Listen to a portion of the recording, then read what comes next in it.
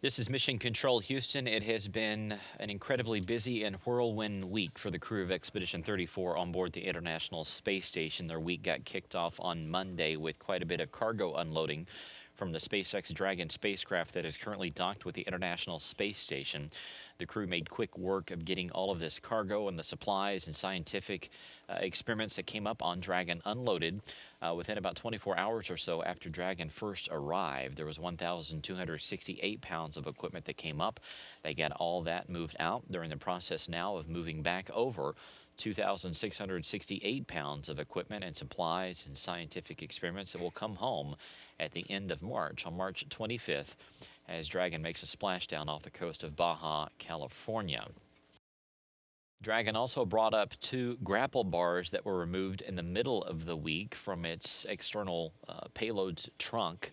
This is an unpressurized section of Dragon that brought up these 2 pieces of equipment. The ground teams commanded the station's 58-foot-long robotic arm to reach in and retrieve these 2 grapple bars. They are currently stowed out on a payload attachment point that is part of the station's mobile base structure. That is where they will stay until this summer, when Chris Cassidy and Luca Parmitano, as part of Expedition 35, will go outside and conduct a couple of spacewalks. This first one will be focused on a variety of things, including moving those grapple bars from that temporary spot over to the S1 and P1 truss. These 2 grapple bars would be used in the event that one of the station's radiators needed to be replaced.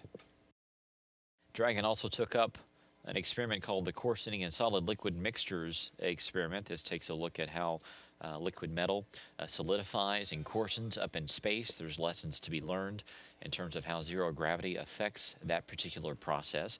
But this CSLM experiment has been running inside the microgravity sciences glove box. Over the next several days, there's going to be 21 days worth of operations of this particular experiment, and then it will come back home with Dragon at the conclusion of the mission. Robonaut also being put through its paces earlier this week. Yesterday, on Thursday, the particular robot on board the space station was moved through a series of arm movements. Also, its vision sensor was checked out. As ground teams watched on, Robonaut checked out A-OK.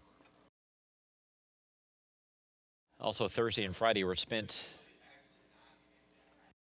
doing some work on the carbon dioxide removal assembly unit inside the Kibo laboratory. This particular Seadra is typically housed inside the Tranquility node, but Tom Marshburn and Kevin Ford spent a lot of time, almost 2 full days, working on this particular piece of equipment that is part of the station's environmental system. It scrubs out carbon dioxide from the air, makes it acceptable for the crew to use. They had to swap out some of the beds that help scrub that air and also a valve, but you get a sense of exactly how big this piece of equipment is. That is why they moved it into Kibo, so they could work on it a little bit easier. And then over the weekend, the crew should be moving it back over to Tranquility and reactivating it once again. In the meantime, Kevin Ford, Oleg Novitsky, and Evgeny Tarelkin now in their final days aboard the International Space Station as part of Expedition 34. This trio getting ready to wrap up 143 days in space, 141 days aboard the International Space Station. We'll have live coverage coming up on March 14th as they depart the International Space Station and head home. Our first broadcast will begin at 3:45 p.m. Central Time. We'll have live coverage of the farewells and the hatch closure, which actually should take place at around 4:15 p.m. Central Time, 5:15 p.m. Eastern Time. Our second broadcast will come on the air at 7:15 p.m. Central. We'll have live coverage of the undocking of the Soyuz TMA-06M with Ford, Novitsky, and Tarelkin inside. That undocking should take place at 7:30 p.m. Central Time as they back away from the Poisk module. Our third and final broadcast will air at 9:45 p.m. Central Time with landing coverage. The deorbit burn will occur at 10:04 p.m. Central Time. That'll begin the process of sending Ford, Novitsky, and Tarelkin back through Earth's atmosphere, and they will land less than an hour later at 10:57 p.m. Central Time. They're going to be landing just to the northeast of the town of Arkelik. That is the northern landing zone there in Kazakhstan. The weather due to be in the 20s, climbing up to the 30s throughout the day. But it will be 9:57 a.m. the next morning, March 15th, there at the landing site. Of course, we will have live coverage not only on NASA television, but also on www.nasa.gov station.